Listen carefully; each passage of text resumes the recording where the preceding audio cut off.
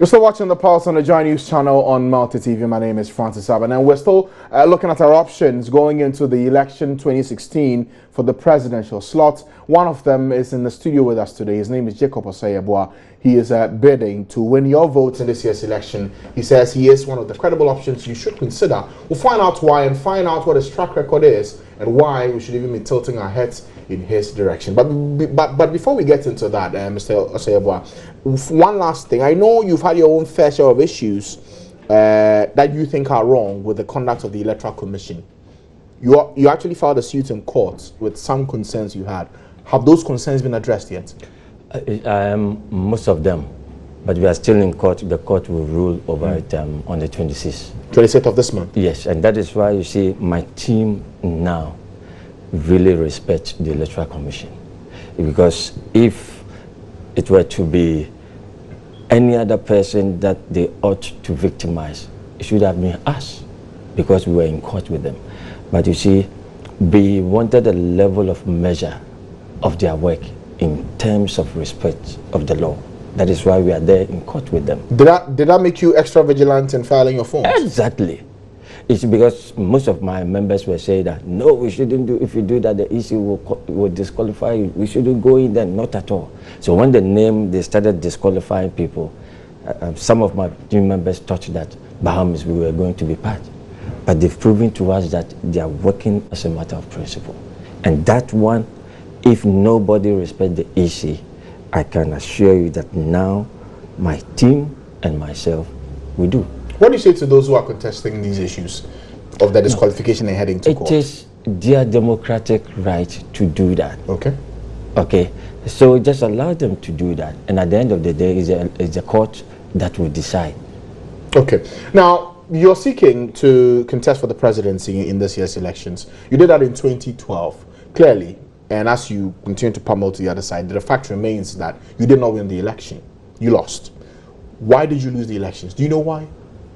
No, they say I lost because what I would say is that the percentage that I had has actually given us an indication of the extent with which the Ghanaian understand issues.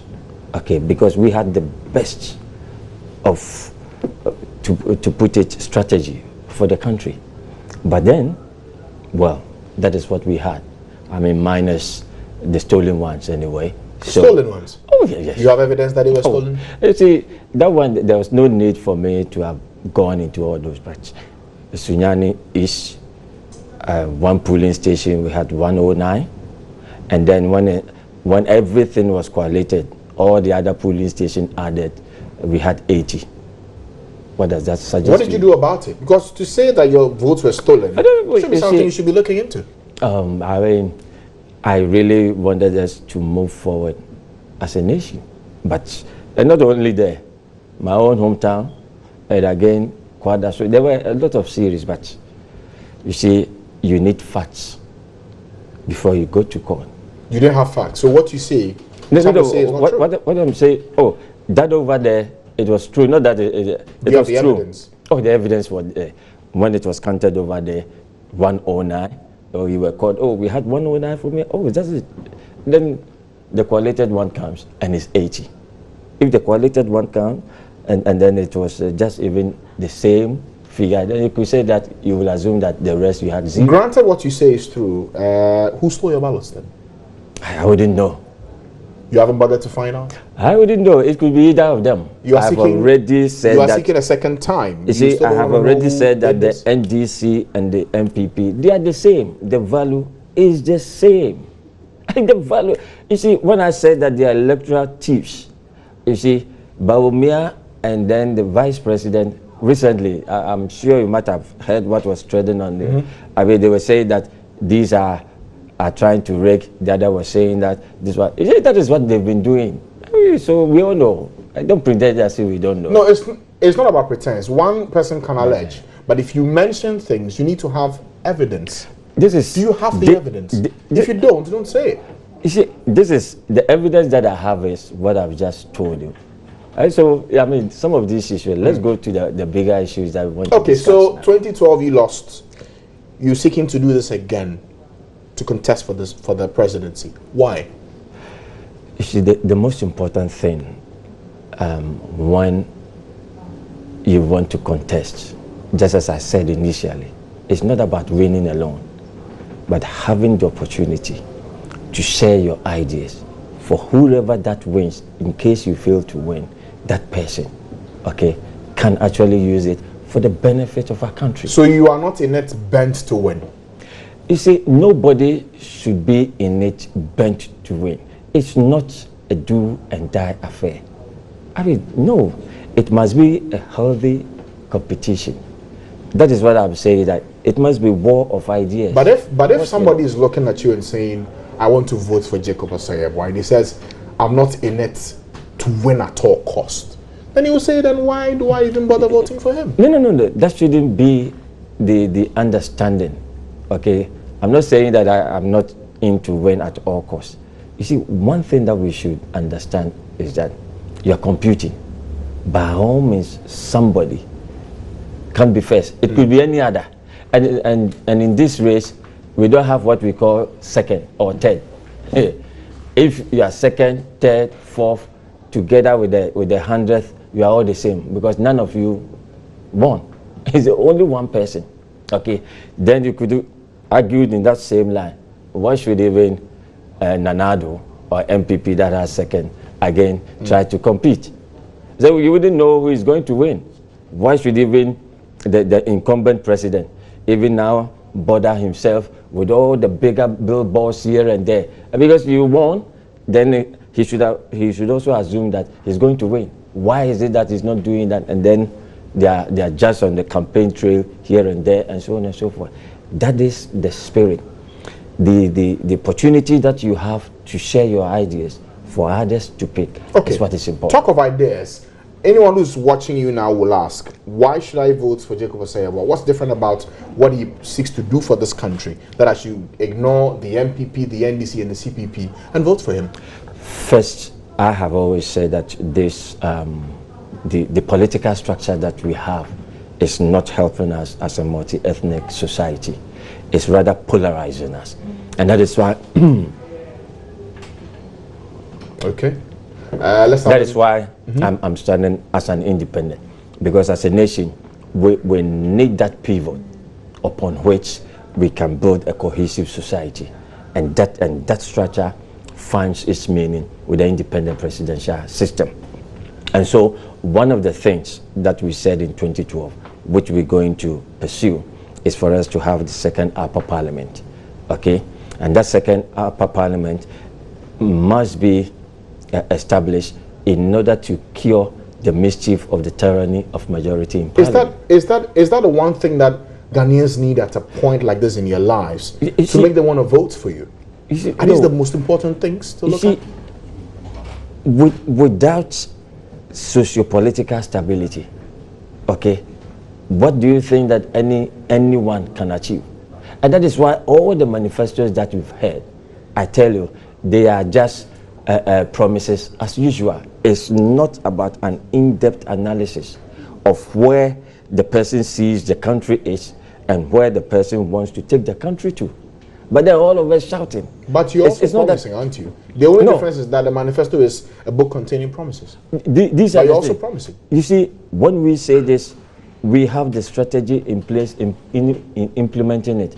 We have already laid out how we'll be implementing it. Okay, and we know those who can actually constitute that. That is the first. The other one was what I was sharing with you, the National Electronic Data Infrastructure.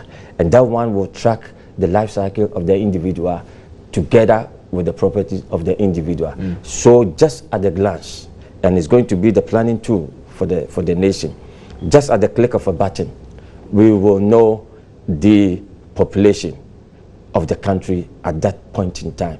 There wouldn't be the need for us to have any national census anymore. That is what is exactly happening in the developed world. With that, we can plan, we can use that to solve our sanitation problem. Because with the life cycle of the individual, you will tend to know the amount of garbage that could be generated within that area, and then using that, you will know as to how to ensure that they are not overwhelmed by garbage.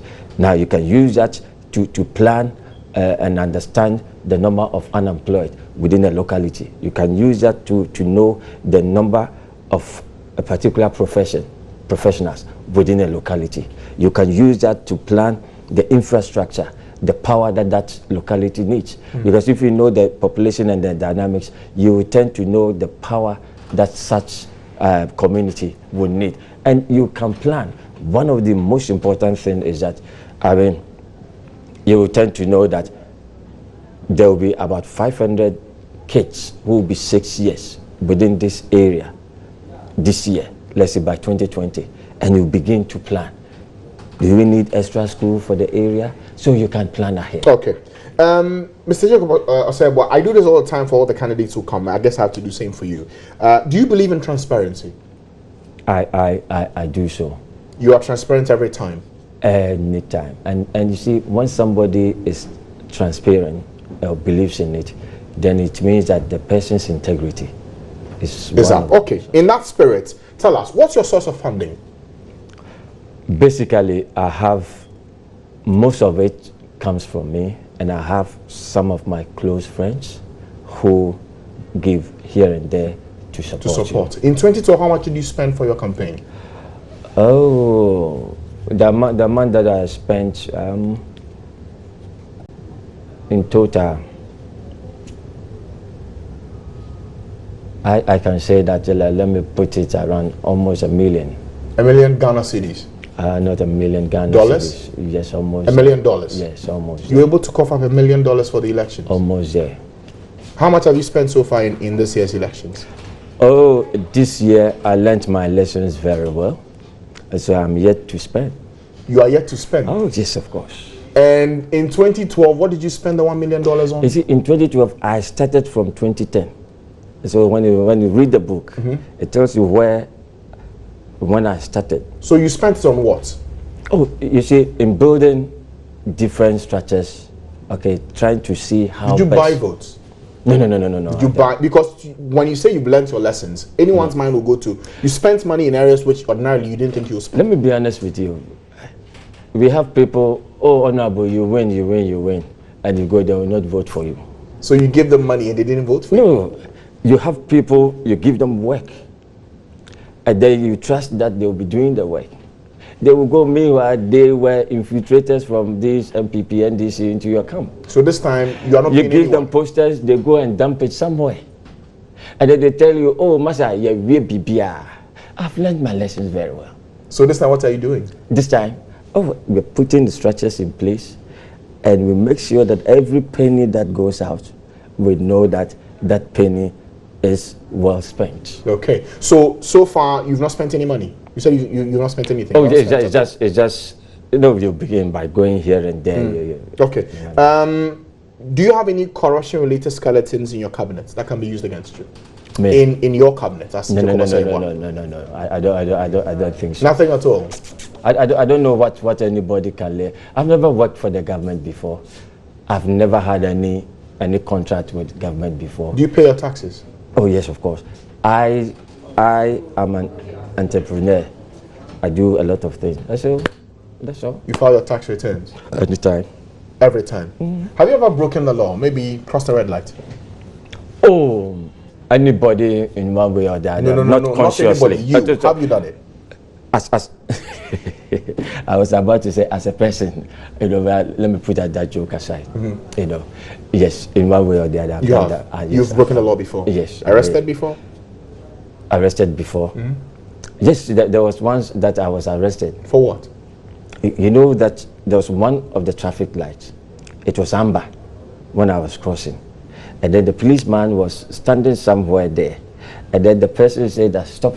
So I stopped. And the person said that, Masa, macho. I'm saying, why? He said, Masa, it was right. I said, you were there. So the only law you've broken is traffic regulations, nothing more? Yes, I don't know. Nothing else. Okay. So in this year's election, and I went to court with him. You went to court yes, with the policeman? I went there. Yes. Anyone? Yes, at the end of the day, when the judge read about everything, he said that no, the police.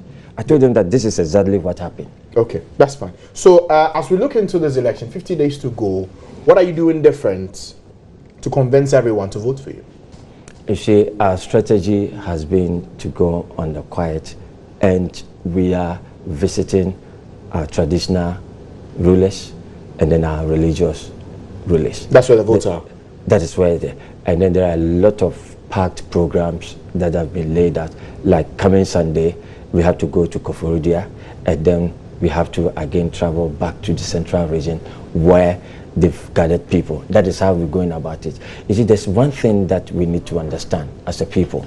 If we really want to grow and nurture goodness in MPP and NDC or any other political party, is for us to take a stand that anytime that we see any political party perpetrating mayhem, destroying their own party's offices, setting fires, and we will not vote for them. If these parties, come to the realization that this is the mindset of Ghanaians, they will stop misbehaving. Okay. All right, I get that. But thank you so much for coming, Mr. Jacob Osei Yeboah, for spending some time. I'm sure there's a lot we can talk about, but because of time we can't. But thank you for coming today. Thank you for having me. What's your target for this year's elections, percentage-wise? Percentage-wise? You did less than 10% in the last election. No, it was even less than 1%. Less than 1%. But this time around, I've already said that they must make sure that they have ambulances in the house of President Mahama. That's not a percentage. That's not a percentage. That percentage, the strategy is that the first one will be second. Second? With what percentage?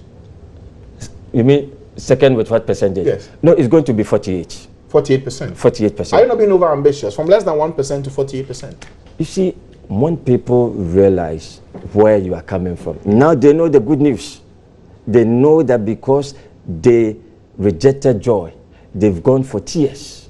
Who really wants to reject joy? Everybody listen to your TV because you have that Joy TV, Joy FM, and so on. you don't want them. Fine way, but thank you for coming today. So Jacob Osei Yeboah, he wants your votes in this year's elections. He's targeting 48% in 2016 from less than 1% in 2012. Yes. So let's see if that will happen in this year's elections. Now that we don't have money. You have the power to decide who you vote for in this year's elections.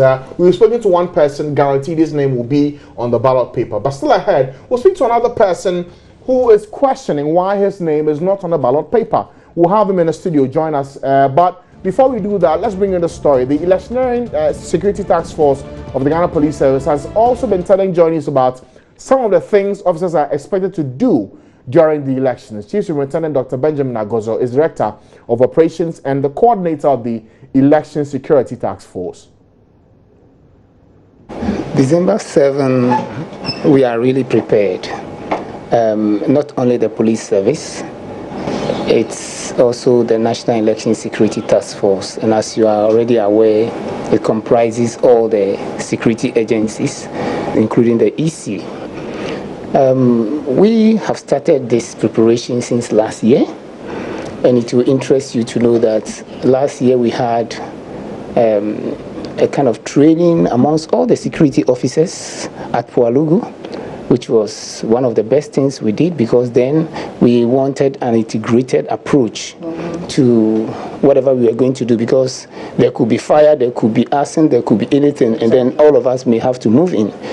We've also recognized that enforcing the law alone may not solve many problems, all right? So we thought that we should also, in addition to enforcing the law, add some kind of dialogue with political parties, with all stakeholders, and ensure that all of them are involved in the process. And all of this is to inform them about what? Not just to inform them, but also to solicit their views, their support, and then also their advice, and to bring them on board with the understanding that peace or a peaceful election is a function of the interaction of all our efforts. And this is not just done at the national level, it's also being done at the community level. And you will also observe that when you go to the communities, we have the community policing unit that is moving from churches to mosques to communities to chiefs to elders to opinion leaders in the communities and talking to them about the need for peaceful election. Now, we, in addition, have come up with other steps, such as even providing ourselves with some election booklet for all the security agencies.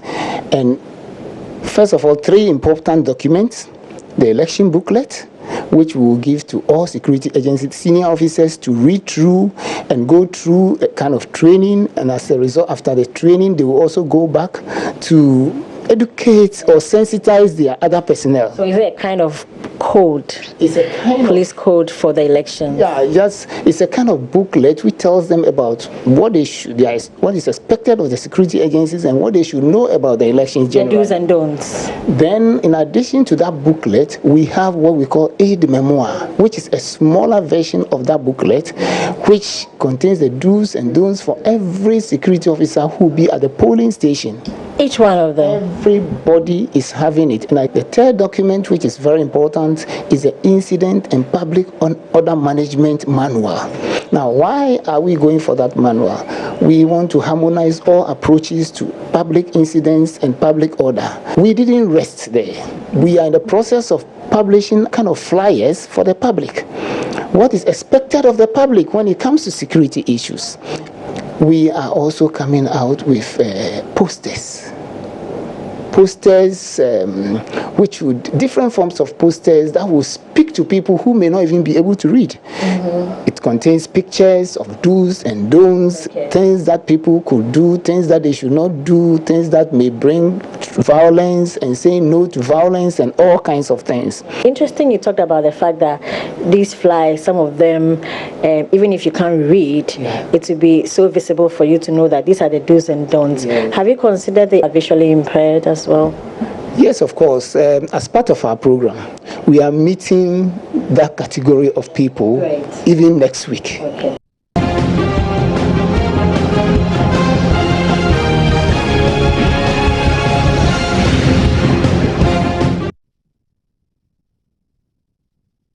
You're still watching The Pulse on the Joy News channel on Multi TV, and we're still talking elections here on the show. Now, what do you do when the stakes are heavily stacked against you? Some have called this reaction a man campaigning on a crusade of denial. This is a man angry that he no longer can have a shot, at least as far as the EC is concerned, at the presidency. But what do you do when your followers, even those who show up at a rally, come for some words? Well, if you missed it, here's the speech meant to inspire his followers. Last Monday, the Electoral Commission announced the disqualification of some few political parties. The APC was the first political party that they mentioned. According to the woman, the Electoral Commissioner, the APC, Dr. Hassan Yerga, could not give the location of his home address. I think if you all listen very well, I am sure everybody knows Hassan Yerga, even if I didn't put my home address. I was very upset because someone who has contested for the election of Ghana and has filled the form of the Electoral Commission, the same commission that gave me the voter ID card, now turn around to tell me, Dr. Hassan Yerga, I cannot identify myself. Which Ayerga were they looking for? Is it APC Ayerga or another Ayerga they were looking for? The APC Ayerga is more popular than any other presidential candidate in Ghana. When we got the letter from the Electoral Commission, it stated that 2 subscribers actually endorsed us, and 2 subscribers, the same 2 of them, endorsed another political party. Out of the 432 persons that endorsed the APC, who wants to have a presidential candidate to contest this election, 2 out of the 432 endorsed another political party. And the Electoral Commission is telling us that because 2 have endorsed another political party, they are going to deny 432 people the opportunity to have a presidential candidate. Is that possible? I want to encourage you, those listening here and those outside here, please don't be discouraged by the letter from the EC. No, don't be discouraged by that letter. I have come to tell you that be strong, stronger than before. and that we, APC family, and our presidential candidate, by his grace, will contest 2016 general election.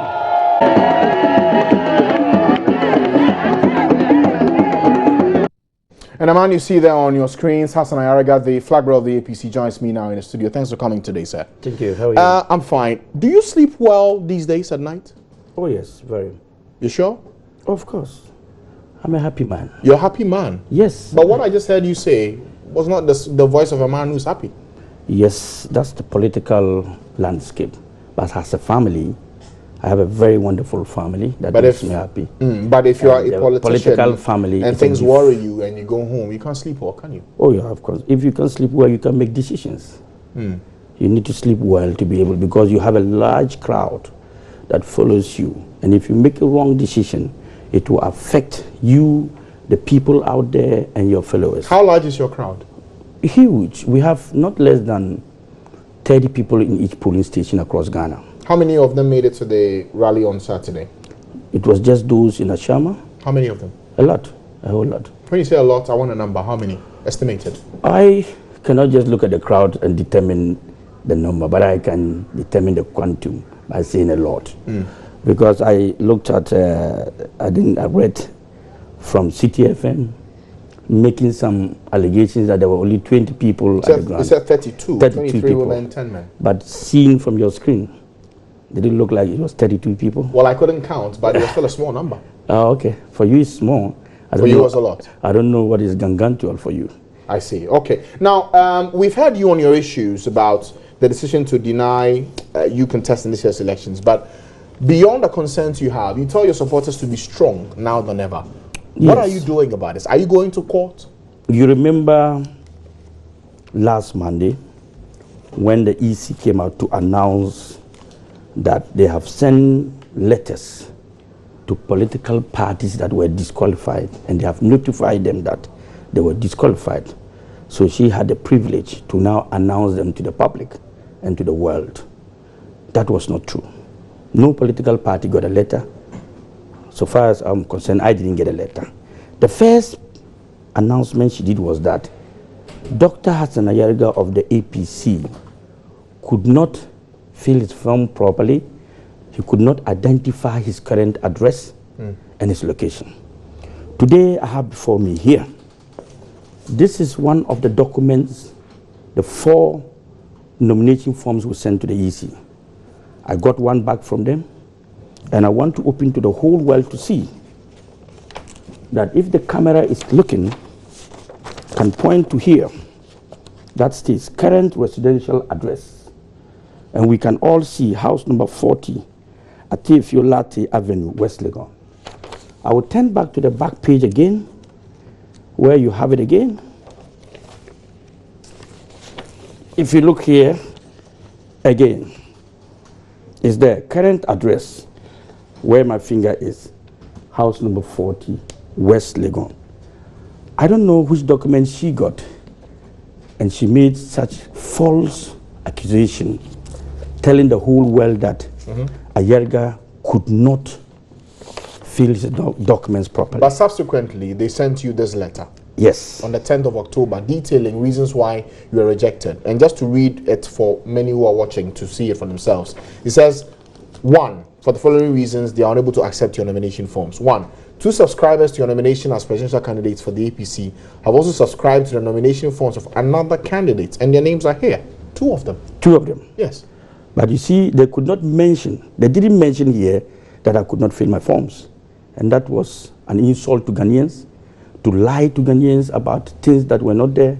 And I think she should apologize to Ghanaians and to myself for lying to Ghanaians that I could not fill a form. That is an insult to my integrity.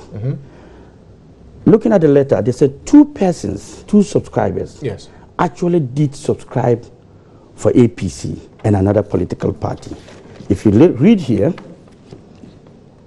you have it. Read E. The nomination forms are not properly signed by all the subscribing voters. And they were signed by all the subscribers. So for you to say not properly signed, but they didn't sign. Said not properly signed. What is the name? What's the difference between signature and properly? Well, you have to ask the EC. Have you asked them? We want to discuss the EC. That's why we're here. So that people who also know the mistakes they've made so far. If you say they were not signed, they were signed actually. They said they were not properly signed. But they were There's a difference between signed and not properly signed. Once the means there's a protocol for signing which you didn't follow, no, in their view. No. I have the document here again. I will open it to the same page for you to see that they signed properly. What's the idea of signed properly? Endorsing the form to append your signature on it, whether it's thumbprint, by signature, or by anything that will identify you. And that was done. Good. So now the question here is that when you say 2 people have endorsed Dr. Hassan Ayariga and equally have endorsed another person, when we send our documents to the EC... Okay, let me see the signatures. You say they are here. Let me see them. When we send the documents to the EC took those documents, scrutinized the document, and gave it back to us and said These are the photocopies you're showing? Yes. Where are the originals? The originals are here. Let me see the originals. Because we've done page 95. Page 95. Yeah. I'm sure you can find it. So, Mr. Ayariga today has come with one of the nomination forms that were filed at the Electoral Commission, showing what he calls the evidence as to why he feels that the EC wrongfully disqualified him in the run-up to this year's election. So you're showing me the documents. Yes, so that's the document, page 95, which we have deleted. And there's a copy before we made a deletion. But I see you putting felt pen. Let me just show what you have here to the camera. So for those who are watching, they'll get to see it for themselves. There's some names here: Mohammed N. Shamuna, Sumani Isa, and Yakubu Sumani. Now the intriguing part is that for one of them, you've actually used white ink to cover their names. Is there a reason you did that? That is the one we have changed and we have sent back to the EC. We'll come to that. So this is the one they were talking about. This is the one. Why did you change it? This is the one they said we couldn't sign. Abudu Ayuba. That is it. You see the signature there? And that has been erased because we have written a letter to the EC today substituting these 2 persons they said they've signed. But is that not after the fact? This is after nominations. Why do you think they should take it now? The time you were given to do this, you didn't do it. So why do you think they should take it now? Because one, when they gave us the documents, they checked and found some small mistakes on it, and they called us to rectify it. Did you do it? And we did. But they did not include these 2 persons they are talking about. It was not part of the corrections. So why would they then say, after scrutinizing the documents we have presented to them, and they have identified challenges, and brought before us a document to say, do this correction, and we did. And then we sent it back to them, and they said it was okay, accepted it. And then a few days later, they come and say they've disqualified us because 2 other persons have signed for another person. Why didn't you tell us then when you gave us the correction to do? Okay, so much as you say you have genuine concerns, are you heading to court? Because some will say, look, it's okay to hear you talk about the issues, but are you taking action? What are you doing? I have every document here. So what are you doing with those if you documents? Look, 11th of October, Logan and Associates to the EC. We've written to the EC. And since then, that is on the 11th, today, 17th, a week till now, they have not responded to us. But they have responded to any other political party that wrote to them. But we have a case. Our case is that 432 persons endorsed our documents. And out of the 432, the EC called us to rectify some issues, but could not add these 2 persons they are using to disqualify us.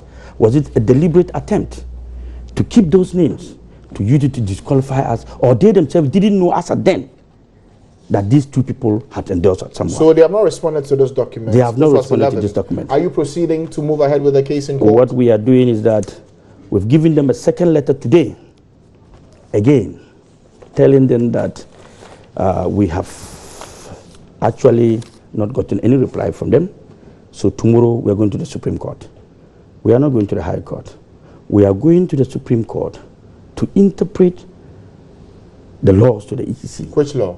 The law 68, Article 68 2E, which says that Ghanaian, before you become a presidential candidate, 2 persons from each district must endorse you. And we got all those endorsements. But the law did not say that if two people endorse you or two subscribers endorse you, cannot endorse another person. Or if two persons endorse you and you find problems with it, you cannot change. Okay. The law didn't say that. So we should expect you at the Supreme Court tomorrow.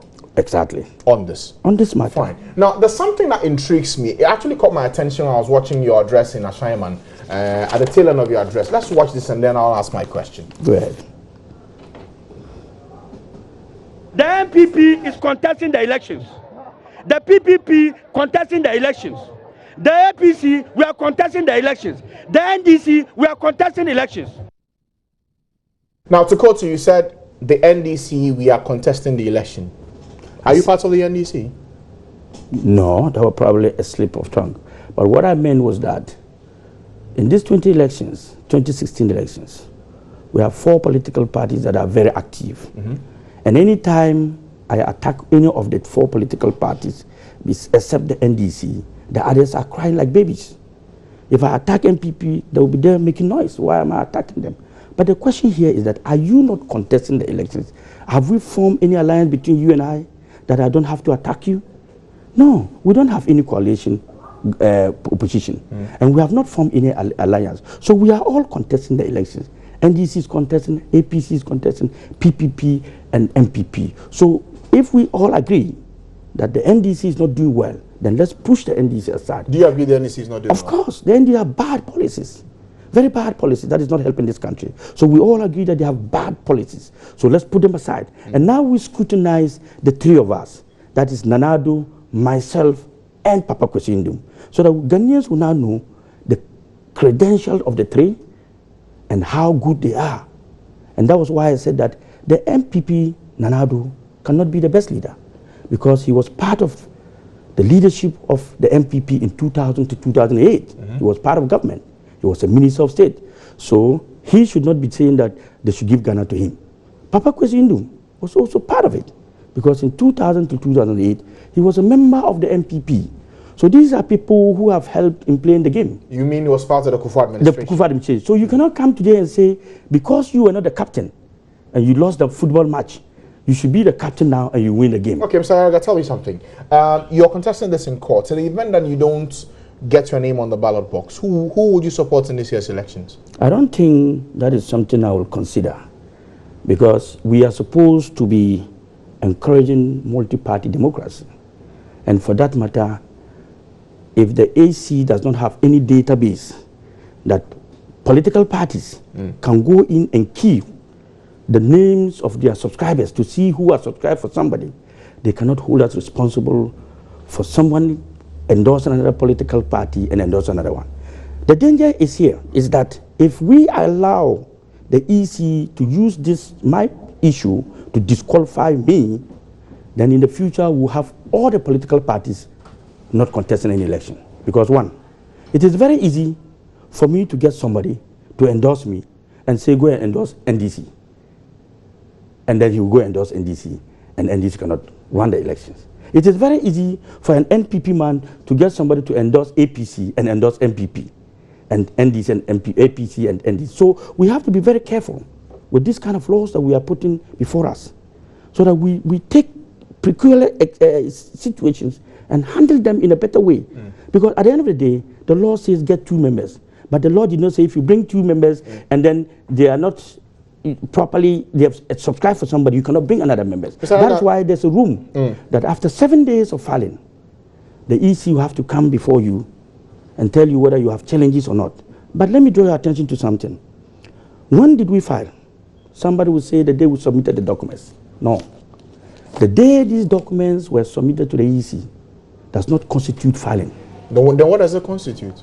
Presentation of documents. Is that what you call it, or yes, what the law calls it? That is what the law says. Which the law? law says, Which law? I'm coming, please. Take your time. Which law? I'm coming to it, please. Here, nomination forms, filing fees is not presented in request. The day you file, pay your filing fees. The day you pay the filing fees, that is the day your documents, you have filed nomination. Not the day you present the document. You still haven't told me the law. That's what I've just told you. What you showed me is a letter that was sent to you by the Electoral Commission, and that's what which says that the implication of the above is that you did not have the requisite number of subscribers required under Regulation 72B of CR94 to support your nomination. And as part of the conditions, it's saying mandated to disqualify a candidate if the conditions are here, but it still doesn't refer to a law. I am giving it to that you. Gives you the basis. If you gave me this. Yes, if you want to educate Ghanaians. Yes. Take your time and read. You gave me those documents. I did not produce it. That is what they stated. Look at it. Read. So which law is it? Submission of filing fees. This is not the law, is it? What is that? Is that your paper or the submission? This is your paper. That is EC's paper. This is a paper you have given me. And that is EC. To be from the Electoral Commission. Purporting to be from the Electoral Commission. Submission of filing fees. The details here. I don't see a law quoted here that states what you're speaking to. Maybe, what's the law? Maybe you need another glasses. So show me. Let me read it for you. Read it for me. Parliamentary political parties may alternatively pay for their parliamentary nominees of the head office of commission, but the bank draft for such nominee must be accompanied by the list of parties candidate on the party's letterhead and properly signed. All nominees are reminded that this is an essential requirement for qualification to be accepted as a candidate. I'm sure you need to read more. And what law is that? That is that law. No, this is a press release you've given me. A press release detailing submission of filing fees. Young man, be intelligent enough to know that this is not from me. And it's from the Electoral Commission. That's granted. But it does not mean that it is a law. A press statement cannot constitute a law. And this is what I'm being shown as a press statement, submission of filing fees. What is this from? This cannot be the law. What is this from? Electoral Commission. The Electoral Commission is not law, is it? So that's their law? Their law? Yes. Where is it stated that is their law? That is it. Young man, why? Either that you don't understand things or you just want to be difficult. Okay, let me see what that is. Show me what it is. I listen to you. Show me what this is. This says all nominees are reminded that this is an essential requirement for qualification to be accepted as a candidate for the 2016 election, provided by Regulation 81B of the Public Election Regulation for 2016 CI 194. Is it not a law? Okay. Is it not a law? Right. So is it not a law? So no, well, you are saying it is, but I don't see it. Now you see it. No, I don't. But granted that this is the basis for which you're going to court. Tomorrow, Supreme Court, we'll see how this plays out. Okay? We'll see how this plays out. I think that the whole world is listening to us. And don't be a hero when there are documents to prove you are not one. Okay. So try and be a gentleman so that you read to what you see here. The documents I gave you were not the laws of Ghana. Were the laws of electoral. You said law. So law, show me the law. That's all I'm asking. That is an easy law. Okay. Their regulation. You say so. I hear you. Yeah. So that's your presentation of the facts. That's so fine. I would like you to be. That's fine. So as we proceed, you're heading to court tomorrow. But I know that you're a man who looks into the crystal ball and makes determinations of where you want things to go.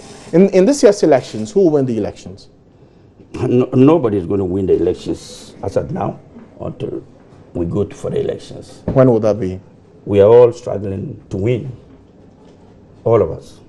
The NDC, the NPP, APC, PPP. You said nobody will win the election? Yes, as of now. As of now? Yes, until we go there and Ghanaians decide to vote. I cannot decide who's going to be president. It is the decision of Ghanaians. They will endorse 50+1. Until that candidate gets 50+1, nobody is president. The only president we have now is President John Mahama until the day of voting. Okay. So he's the president of the Republic of Ghana. So from now, after 7th of December, that is when the Electoral Commission will announce to Ghanaians who is going to be president of our republic. So till then, we don't have any predictions? No, not at all. But all I can say is that I am the best candidate for Ghana. Ghanaians have seen the leadership of the MPP. They have seen the leadership of the NDC, from NDC to MPP, from MPP back to NDC. Now, we are not looking at from NDC going back to MPP. We are not playing a football match where we play 8 years home, 8 years away. So that if the NDC play 8 years home, then MPP will play 8 years away. We are looking at economic issues. Ghanaians, are they satisfied? Okay. Have they been able to transform the lives of our people? And looking at the number of years these two political parties have led our country, you can say that we're in crisis. So both political parties have not done so well for our country. And they have to go for that matter, we have to change. Okay. We have to change. Now, tell me something. I'm sure you know this. In all the conversations from last week when the announcement was made, many people have had reason to tag you as one who's not being serious about this, not tackling this the way it should be done. How do you feel about this? People beginning to give you that tag of being quote-unquote a joke? If I am joking at this moment, and I have achieved a lot for myself, I have a party with more than 240 offices in Ghana, a party formed barely 4 months, and is so vibrant. We have over 30 pickups. For Land Cruisers, we have about 6 brand new Land Cruisers. We are all over the country campaigning, and I'm joking. Then I'm sure when I'm serious, I'll buy the whole world.